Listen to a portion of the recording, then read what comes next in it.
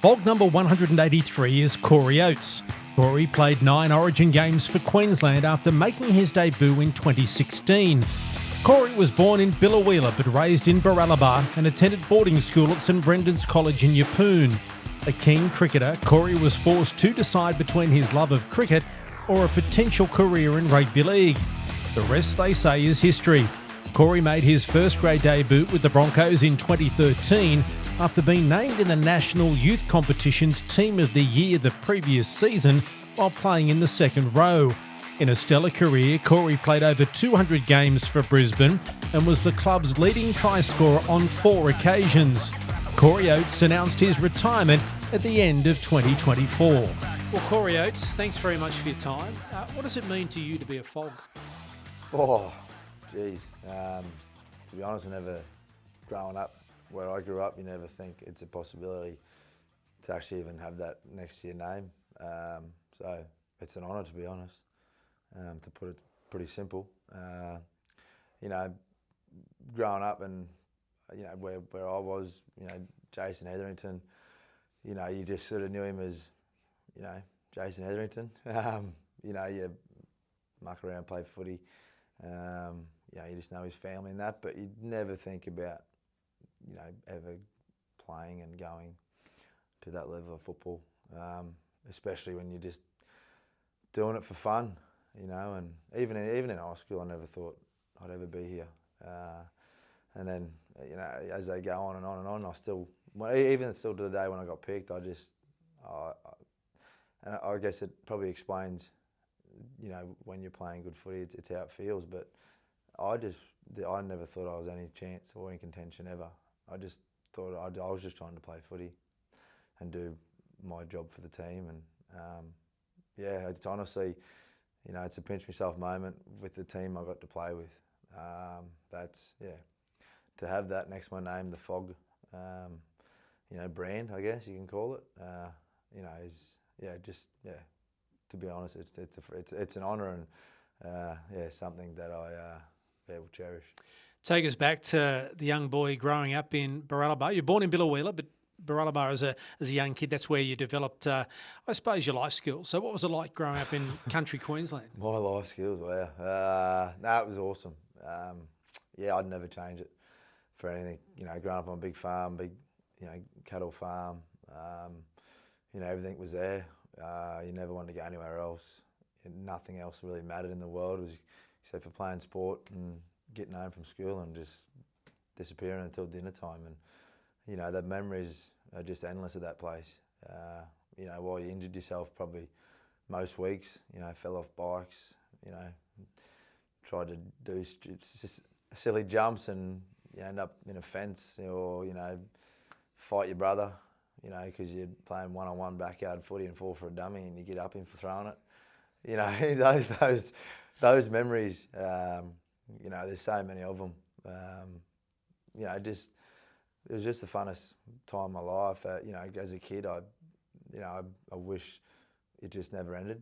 When I remember all the fun stuff that we, could do back then, and I definitely am so grateful that it sort of shaped me today. While I was the youngest of 3, I used to get everything. Never used to get in trouble. Used to always get to blame it on everyone else. But growing up on the farm was, just one of the coolest things ever, possible. And I never would think I'd remember so much, but all my memories that I really have growing up are all at that farm, even though I left when I was only 10 years old. And what are the memories then of playing footy as a kid in country Queensland? Yeah, it was just fun. Like I said, the small community that we had, in central Queensland, all the small country towns around there, we all played against each other every weekend. I think there might have been 6 different, the towns all up, and you'd play a different one each week. And I think you'd start about 8:30, I believe, and play till mid-afternoon. You'd play probably 4 or 5 games during that day, and played more because some teams never had enough players, so you'd just throw on their jerseys and play against the team you just played against. But that was what it was. No one really cared about who you played for. You just loved playing footy, and it was just so fun. you couldn't wait to get back out on the park. Like I said, we never had boots. We never played in shoes. You just barefoot. Tape the balls of the feet up so you didn't get bindies or big scratches on the bottom of your feet, and just run. Then, as you got older, you ended up at boarding school in your Poons, St Brennan's. How did that come about? Well, it was funny. I'd like in that time, and this is what I say. Growing up on a farm, you just didn't think about anything else. I had no idea my dad went to boarding school. He went to St Brennan's. I had no idea until the day that I dropped my brother there for his first day, and then I found out Dad went, my uncles went.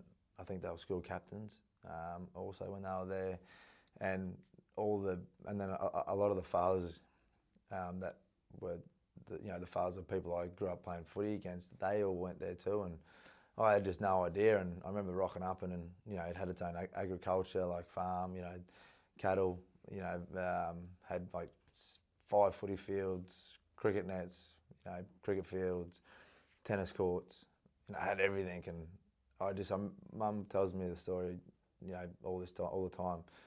Leaving, as soon as we left, I said to Mum, when can I go? When can I go board at that school? And 2 years later, I ended up going there, and footy just took off. And I never thought it would. I always say to people now, I love cricket.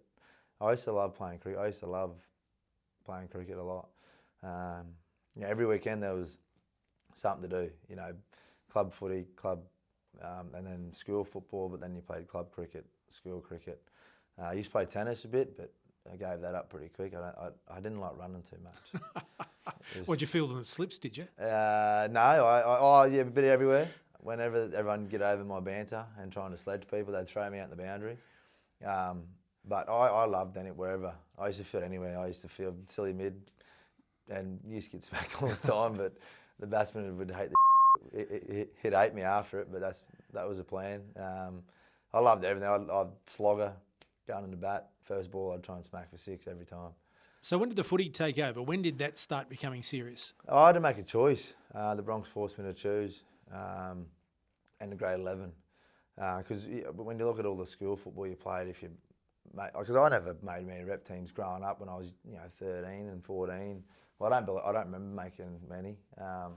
But the older I got, 15, 16, you started making a few reps. And if you think about all the football, I think you're playing like 60 games of football, a year, during the year.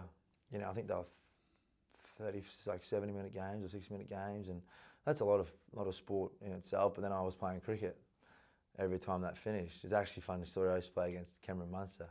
Him and I grew up playing footy with each other in club, against in school, but then cricket both. So the same thing. We played with each other in club and against each other in school. And he used to always get me out, the little prick. But grade 11, they made me choose. They signed me on those little deals back then where you used to get product and shoes, and they said, mate, you got to make a decision. And it was hard. It was really hard because I still love cricket so much. But so why then? Because you seem to be just enjoying life, and cricket was, it sounds like, maybe rung above in the enjoyment factor. What was the pivotal moment that made you decide to follow that rugby league path? Well, it was the only thing I had going for me at the time. Back when I was in school, there wasn't much cricket. I was going away to rep stuff, but I wasn't making anything past.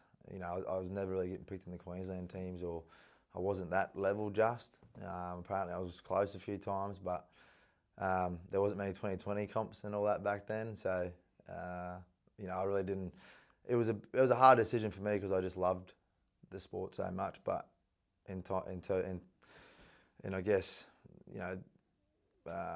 what offers were on the table, the only one was rugby league. So, and I had 2 surgeries at the time. So they said, look, we're not doing these surgeries unless you put all your effort into us. So look, at the end of the day, it was easy, but it was just hard because of my passion for cricket, obviously. But it's actually a funny story about how I actually got even in the Broncos squad. I wasn't meant to be in it. Harry Grant's old man is part of the reason why I'm in it. They used to do like tours back then in schools, and they used to do training days, and then they'd pick their development squad for that sort of area from a couple from those sessions, and I never got picked. Well, I don't remember getting picked. And I remember walking home after school, and Harry Grant's old man, Paulie, he used to drive the bus. He used to just help out the school. You know, he wasn't paid for it. He just loved helping out and, you know, giving kids the chance to go to places. So he'd always drive buses to trainings, to football games, and he was driving that bus for the club. And I was walking past, and he said, "Oi, what are you doing?" I'm like, "Going back to the dorm." He said, "Oi, no, you're on this bus." I said, "No, I'm not. I didn't. My name didn't get called out." He said, "Go get your boots, and you got 5 minutes to get back on the bus." And I hopped on and got there, and he just said, "Off you go." And they were like, "Who's this kid?" He said, "He just put his name down," and that's where it went. So that was the start. That was the start, yeah. That was the only reason I sort of was in those development junior things back then, yeah. Well, you played for the Capras in the Q Cup and ended up in Brisbane with the Broncos, obviously, over 200 games. So take us on that path, how you've gone from boarding school at St Brendan's to the Capras to Brisbane. Yeah, well, I moved to Brizzy straight after, 3 days after school. I was over schoolies, I didn't like schoolies. 3 days of it, I was bored, so I caught the train back. And then I had my ankle at the time, so I was just coming off my ankle surgery. So I remember doing rehab for the first few months of that and working in the 20s. And, you know, doing the pre-season, it was hard. You know, and this is where I say I love cricket. I wasn't a big fan of training back then. I still not much now, but, you know, but I wasn't a big runner. I hated running. You know, I was short distance. You know, I wasn't a big long distance runner. And, you know, that was the hardest part with league, was your long distance and your fitness and running all the time. I just didn't like it. And, you know, I remember the first pre-season I actually quit. I was done. I told them I'm done. 20s, you know, I just couldn't do it. And they were like, "Oh, no, look, you should probably just give it a go. Just, you know, try a bit harder and push through it." But, yeah, I just couldn't do it. And then I remember toward the end of that pre-season, Australia Day, the older boys conned me into having a party at the house I was at, and I had a few drinks. I went to sleep. Things got a bit wild, and I ended up getting dropped from the club and almost contract ripped up before it even started, my whole career. And I ended up having to go back playing the 20s Cup. Well, I can't remember what it was back then. The Colts. NIC, yeah. Colts. Well, was it Colts? The Like, under-20s? Under-20s Colts. Yeah. I remember playing that that year, and then I was lucky enough to get a shot in 20s for the Bronx for the end, from probably middle to the end of that year, and then somehow ended up getting signed for my first grade contract. I had a couple of surgeries at the end of the year, and my first few games were playing Cup with Capras the following year, which was 13. And, you know, it was a massive just turnaround from almost having my contract ripped up to having my first grade pre-season. You know, honestly, it was tough again. It was hard. I didn't want to do it. I'm almost certain I'd almost told them I'm done again. Like, it was some of the hardest times of my life. What got you through? I just never sort of wanted to give up. Not like letting people down, I guess. That's probably the one thing I just couldn't do. You know, the amount of effort your parents put in as a kid. You know, all that time spent in cars, you know, all the money spent on trips, you know, just all of that.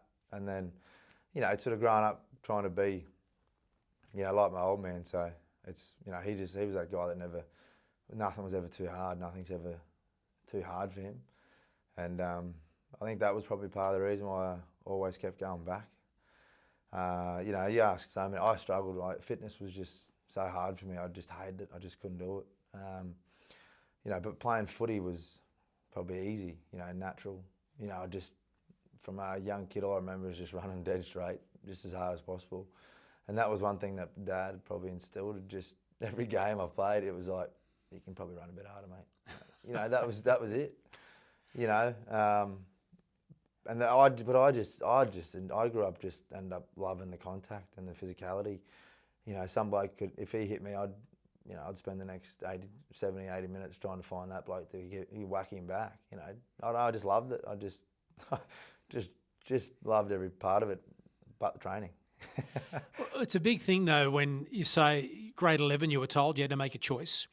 Literally 3 or 4 years later, you're making your NRL debut. Yeah. You're still a very young country boy, is it fair to say? It's a massive, step up for you, and you've just alluded to the fact and mentioned and highlighted how difficult it was.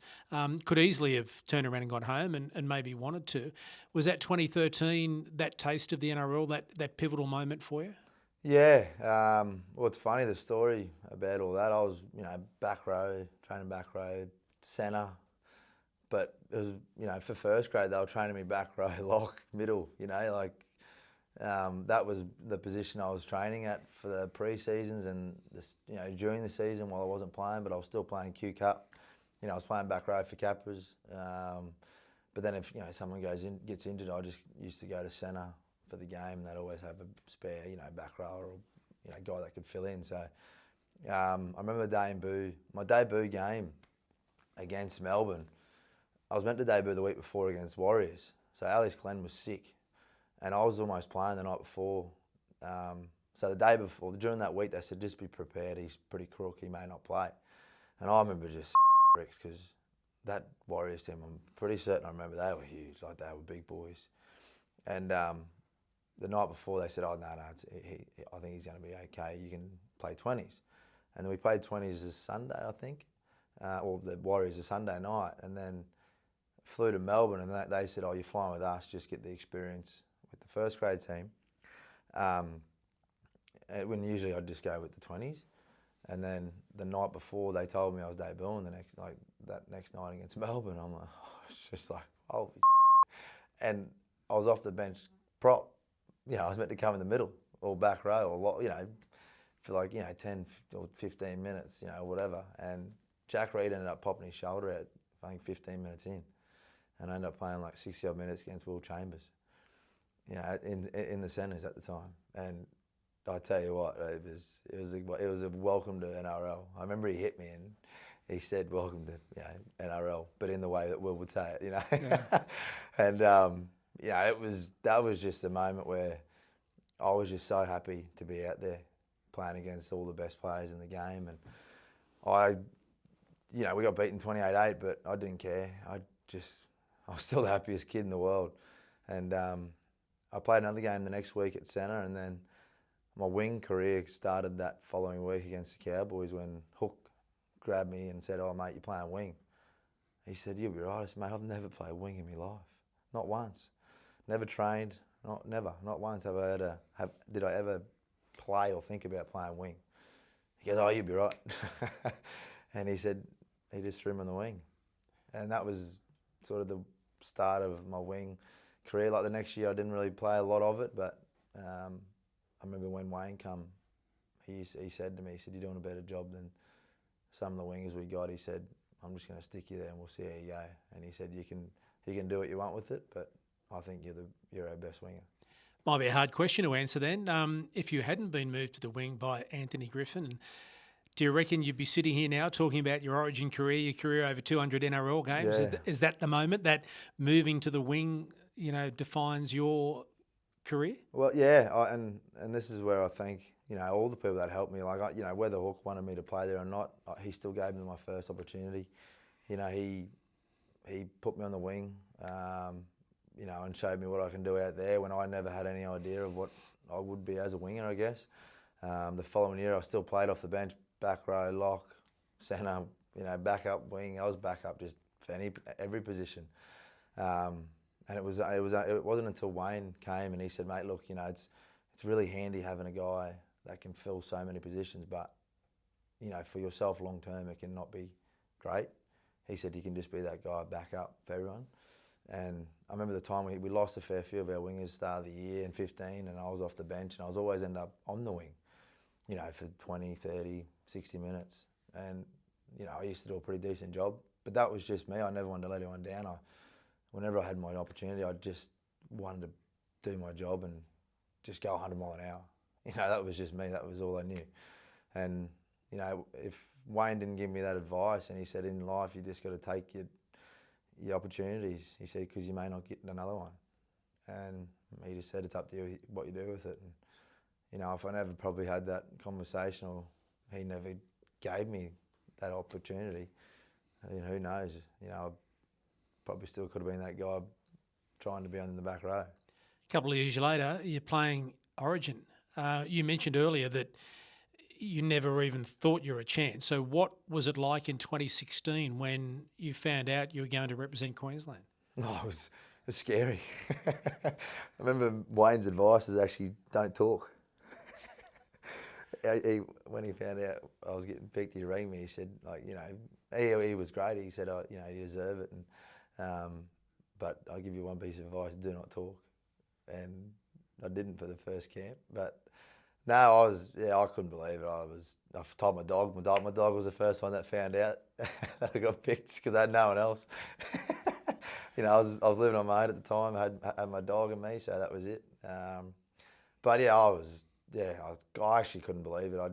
I still sometimes think, you know, how, like, you know, why, you know. But that was, I guess, goes back to the advice Wayne gave me, and you know, it's just what you do with it. You can, you know, because I always said I feel like I can do more in the back row and change the game. But he said, well, why don't you just try it on the wing? And that was just everything. That's just what I started trying to do, I guess. And you know, I just took everything I did from the back row. I just tried to do on the wing.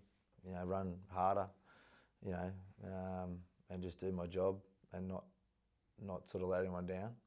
And to be picked in that team, I still sort of can't believe it today, because when I look at the team, you know, it was still a part of the greatest era of, you know, Origin. Those players, you know, Gilo was my centre. You know, you had Cronk and Thurston. You know, Hodge was the other centre. I think Gilo, Guerra were the back row. Corey Parker, lock. Smithy, hooker. Yeah, I think Jacob Lillyman, Nate Miles. You know. So what was it like then walking to camp and realising you're going to be playing with these blokes? Wow, I was so scared. Oh, just because I grew up idolising, just watching so many of them and just going, you know, they're incredible. And then I'm like, well, how am I here? Like, you know, I'm just a basic up and down player. You know, just run hard and try and tackle hard and just try and do my job. I never thought I'd do flashy stuff. I just try to do my job better than everyone else. Like, you know, my position, that was just my thing. And look, and Wayne's advice is probably the best advice I ever gotten, was don't talk. You know, because you know, I just learnt so much. And it's funny because the second camp, apparently after it, I can't remember who said it. They go, I thought this bloke was quiet. But yeah, it was just, and everything I learnt in those camps is just incredible. Like, you know, some of those players are the best players in the game for a reason. Like, they always did more. You know, they always made sure they did it perfect. You know, because if you didn't do it perfect at training, then you're not going to probably do it in the game. You know, like, it's just, you know, the way how much they practice everything that they do, and you wonder why they pull it off in games. Is because, you know, they put the practice, they put the effort in. You know, there's a reason why they're always so good. And to be honest, to have that photo, you know, and that jersey in my bar at home is just one of the greatest things ever. I still get people coming over now, my mates, going, how did you get in that team? What are the memories of the game? Reno, the little split my head. He split my head. Here, my first ever carry in Origin, the little. And I keep saying it's because he was chicken. He split me from behind. Yeah, I remember that, and I loved it. You know, I loved it. I thought it was cool. I'm like, this is mad. Like, this is Origin. No, this is so cool. I just remember every time I carried the ball, if I didn't run as hard as I possibly could, I was just getting absolutely smacked. I remember late in the game, JT, I think Darves might have taken a carry off a kick, and I was just, back then I was a bit heavier. So I was about 106 kilo, I think 107. So I wasn't as fit back into the games as what I was later in my career. I remember barely being able to breathe at about 10 minutes to go, and I just remember dawdling back, and you know, JT just yelling at me and said, get here and do your effing job. And then I went, oh yeah, I don't know. I was like, as soon as he said that, I just found energy. I don't know how, and I just ran the ball and, you know, done my job, got up, played, and he smacked me on the ass and went, good carry. And I'm like, oh yeah, sweet, thanks man. Like, it's mad. Like, you know, I just remember those small moments of the game, but and still now I'm just like, you know, I was 21. You know, I'm playing with the greatest players in the game ever. You know, I still remember what I was feeling at the time as that young kid, and you know, it was just something I just could never dream of. And yeah, it's something I'm very, very proud of that I, you know, got to experience. Did it make you a better player when you went back to the Bronx? Yeah, it just sort of it made me understand, you know, what it took to become that player, and you know, and it just everything that I'd learned over my career and playing Origin and playing against guys and with players that are the best in the game, and you know, it's just watching them and then listening to certain people like Wayne, those, you know, it all just started coming to me why he was trying to say it, and that he, you know, what he says is actually, you know, what it takes to become a great player. Like, you know, I remember Wayne saying, he said, you're not a great player unless you play through pain. You know, not as saying you need to play through a broken arm, but just, it doesn't matter if you're sore, if you can still run and tackle, you'll be fine. And like, I remember after game 3, I played, and you know, not all of them did, and Wayne said, I want you to play after the third Origin, or second, one of them, and I remember playing against the Dogs, I think, and after it he said, mate, it's one of the best games of footy you've ever played in your career, and he said if you didn't play, we wouldn't have won. And that just sort of stuck with me, and ever since sort of that, I've just always tried to do extras, you know, do extra stuff so that in a game you don't have to think about, you know, why you didn't catch that ball, or, you know, what do I need to do, because if you do it all, you're not second guessing yourself. So getting the opportunity to play for the first time is one thing, being able to play again is another. And to look back on a career where you played for Queensland on numerous occasions, 9 games for Queensland, what was it like being selected again and then being able to look back and play 9 games, not just the one? Yeah, well, the story in the first game, first camp I ever had, because I wasn't a very good passer out of dummy half. I never had to do it in my career. So playing back row most of my sort of teen years, I've never had to go to back row. I mean, hooker much. So I knew I couldn't pass left to right. So then when I got thrown in the left wing, I'm like, oh no, like, if I'm going to have to pass, it's going to be shit. Like, I was terrible. And I remember at training, GI had to, you know, they made a tackle or whatever, and I had to go. They're like, you know, go to hook and get past it. And Smithy was like 10 metres away. I was like, come closer. And he just said, throw me the ball. So I threw it, and it grubbered along the ground. And he picks it up, throws it, and says, learn how to pass, otherwise you're not coming back. Next, like, you won't be in game 2. Holy And I remember Alfie seen it, and for the next 2 years after every session, me and Alf would be practicing left to right pass. And and then that's when I never took anything for granted. You know, I never thought I deserved to be picked ever. I just always, you know, if I played in between, I'd always want to make sure that I played my best games. And you know, I never ever thought I was picked until, you know, I got told, you know, or, you know, I was like, oh, you know, am I playing? And I think Scotty Sizz was still there at the time at the Bronx, and he was like, yeah, like you picked. He said, you won. I said, oh yeah, no, but I just didn't know, you know. I wasn't sure if they still wanted me to play on the wing. And yeah, it was just everything about them. The camps, just the week, the 10 days you get to spend together is just so fun. You know, the games are the hardest games ever. I don't care what people say, but I've never played for Australia or anything. But you know, Origin games to me, I've never had an easy game. I've never played a game where I, thought someone didn't try and take my head off. But I just loved it. Every time I got the opportunity to put the jersey on, I just thought it was the coolest thing ever. And to be playing with the guys in that team, I said after that series, I don't care what happens for the rest of my career. That's the greatest thing that could ever happen. To get the last chance in 2022, again, when potentially you might have thought you wouldn't get another crack, that would have even been more different, wouldn't it? Yeah, and I really didn't think I was going to be picked, trust me. And obviously, COVID, I think, those times were a bit weird. But because, I had probably a 12 to 18 month low in my game, where big things were being said and stuff was happening. My game wasn't really going anywhere.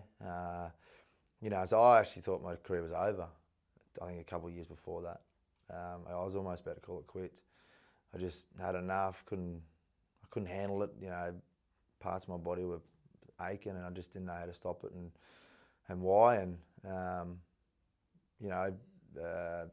even when I did that, I still, even after I sort of trained and got back and feeling good about myself, even in 21, I thought I was playing okay, but I didn't think I could get back to playing representative or football that was going to put me in those conversations or in the top 5, 6, wingers of the game. I never thought I could get back.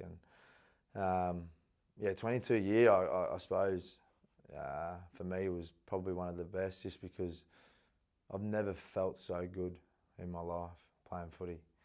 I did so much to look after my body and mentally just get fitter, stronger, smarter with the way I played the game. Because you're getting older. I wasn't old, but you got to get a bit smarter when you get a bit older. You probably can't just keep running dead straight into props. It's not going to help me. And I just sort of, I didn't change anything. I went back to doing what worked for me, and that was just running hard, but just not straight at people. It's probably in between people. And that was also advice from Steve Brethren, the South Q Cup coach. He helped me. He actually almost helped me from quitting. I was done when I was back at South. He actually said to me, "What are you doing?" I said, "Mate, I'm just done. I'm playing footy." He said, "Mate, we don't want you here." He said, "Not in a bad way." He said, we want you to play because he said we're a better team with you, but you don't deserve to be here. You deserve to be in that team." And I couldn't thank them more. He just said, "Mate, you're a winger," and he said, "You're the best in the game at one stage," and he said, "Just get back to doing that. Don't change." He said, "Look at the greatest players. They didn't change. They were there. They were the same. They just evolved with the game. They never changed what they were good at. They just kept getting better, at their skill." And he said, "You don't need to change anything." And to be honest, I without that advice, I don't know where I would have been. Then Renault came in started 22, and I don't know, it's just another life. And I honestly, when I say I've never felt better, I never felt sore after any games ever. I just continually looked after my body, trained. I did all the stuff that I probably wasn't doing the 3 years prior, because I just thought the game was easy for me. And then when you stop doing one thing, you slowly stop doing others without even realising it. And 22, I was happy. I never even thought about Origin. Honestly, I think if you asked Tegan, I said to her, I'm done. And I'm fine with that. That's my fault. I said, that's my fault. I'll never give up trying, but I probably lost my chance because I was in, and then I just stopped playing good footy. So, and I was content. I was honestly just happy playing as best as football as I possibly could for the Bronx. And I remember being on the fence with my neighbour and having about 4 or 5 beers at the time. And Friday night, after a massive week of getting flogged, my phone started ringing, and it was about 6 o'clock, and it was Billy. And to this day, I'll never lie, I actually wasn't going to answer it because I was having some beers. I just wanted to keep it. I was going to ring him back the next day. And my neighbour said, you should probably answer that. And I answered, and Bill's like, yeah, you going, mate? Yeah, good. What are you doing? Oh, just having a beer or so with my neighbour. He said, oh, well, probably should put that beer down and come into camp. He said, you're probably going to be playing next Wednesday. And I went, oh, no. I'm like, I'm not really. He said, yeah. He said, mate, a few boys have fallen ill with COVID, and, the results will come back later tonight, but it's not looking good. So, yeah, went from having that beer to quickly running into the house, telling T. She wouldn't even believe it either. But yeah, she ended up having to drive me down to the coast with the kids in the car. I'd actually pick some snacks up for the boys because all the boys were in their rooms, so I picked a bag of snacks up for some of the boys in their rooms because they were starving. But yeah, that quick week, Tommy Steeden played, and he was outstanding. But that game, I don't think it stopped. I don't remember that game stopping at all. I don't even think I realised we were up when Benny Hunt got that ball from that kick. I seriously thought we probably were down. I just don't remember looking at the clock or the scoreboard once. It was one of the hardest games ever. I don't know whether it was because I had 5 or 6 beers that Friday night before, but and that's what I mean. I was the fittest I'd ever been in my whole career, and I've never been that tired in my life in a game of football or let alone Origin. The 3 concussions at the start of that game were just unheard of. We were 2 players down for most of the game.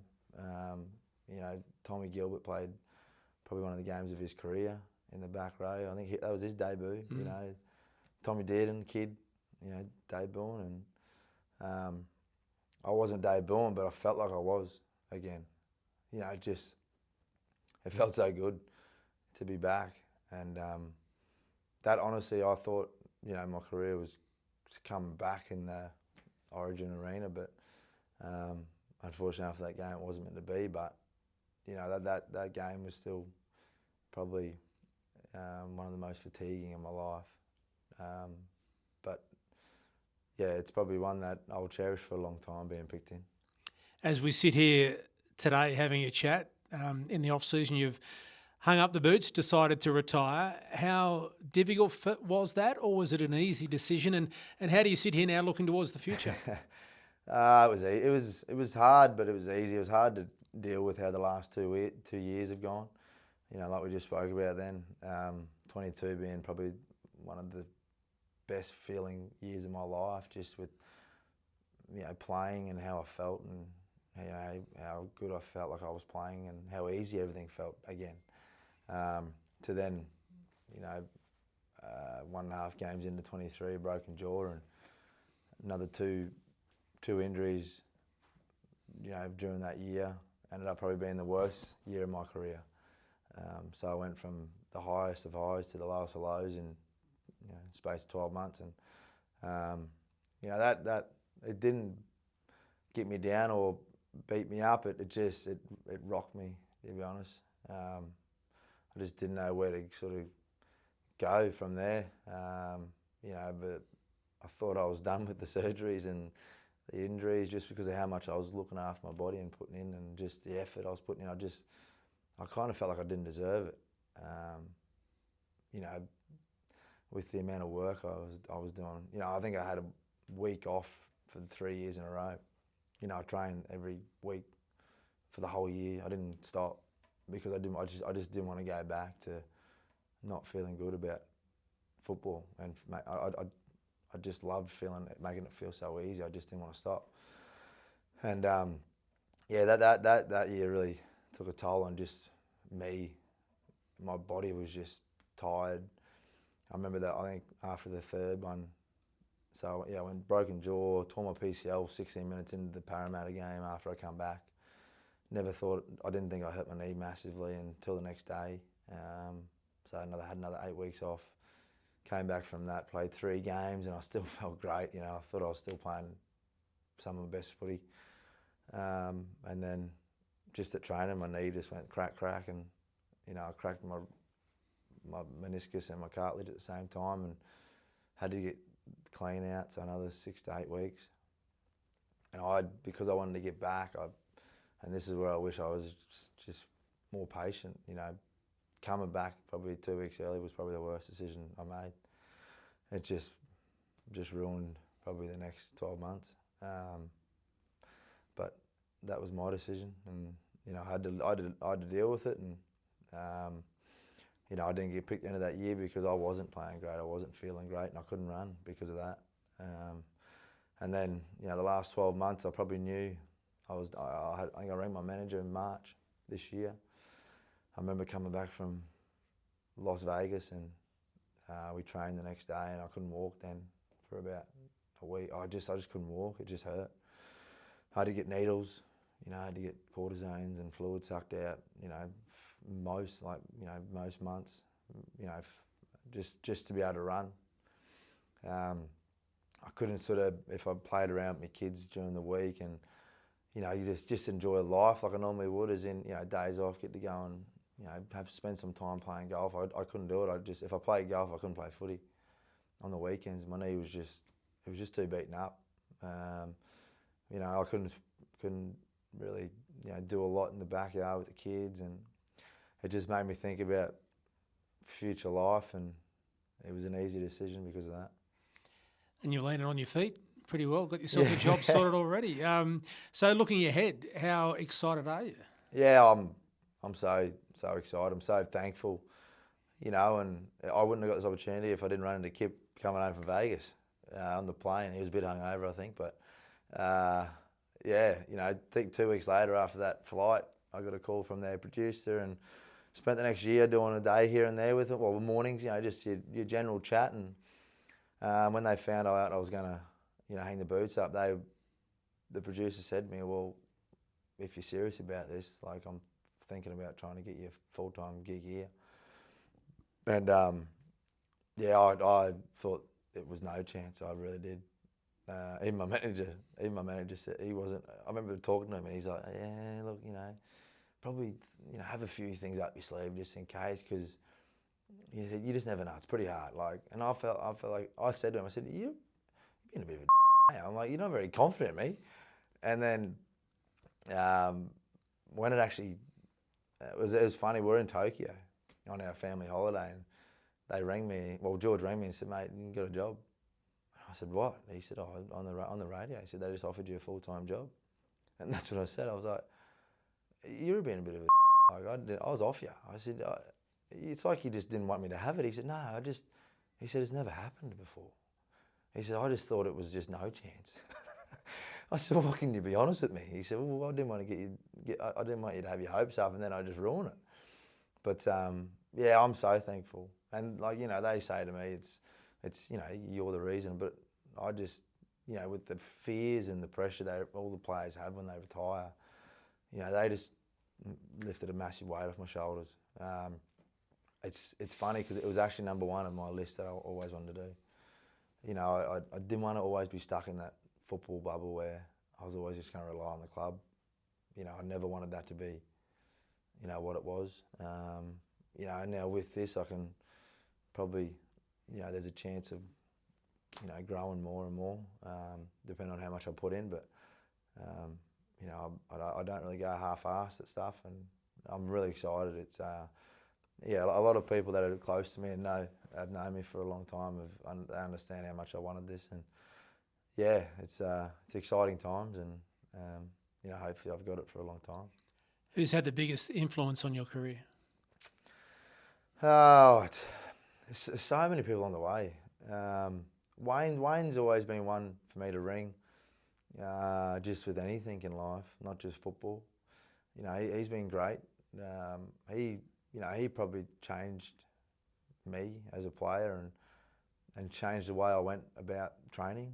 You know, like I said, I hated it. I quit twice, and you know, just the way that he'd go about things, and you know, if I remember at army camp, he'd threaten me. You know, he said, if you talk, he's like, you're gonna cop it. He said, so don't talk for the whole 3 days. You know, just those small things.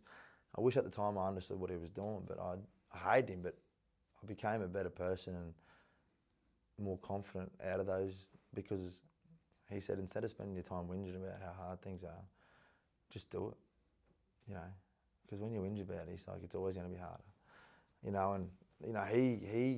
he honestly probably the reason why I got that next step in my career, Wayne. So, he's one that has always been there. Gene helped me a lot through, I guess 16, 17, 18, and then when the grandkids come, he forgot about us. So, but no, he was great. He helped me keep things simple. Instead of worrying about trying to get picked, just play what your strengths are, and the rest will do it. The rest will do it for you. And growing up, I always idolised my dad, not because he was sporty, but just the sort of person he was. I always wanted to be like him. So as a person, I guess being like my old man was probably one of the big things that I wanted to do. It was always nothing's ever, like I said, nothing's ever too hard, and it's always easy to do something for someone for nothing, because if you do it, that means you want to do it, and then you care about them. And I just remember always going along to work jobs with him, and if it was a lady that just needed the stuff done, he'd never accept payment off her.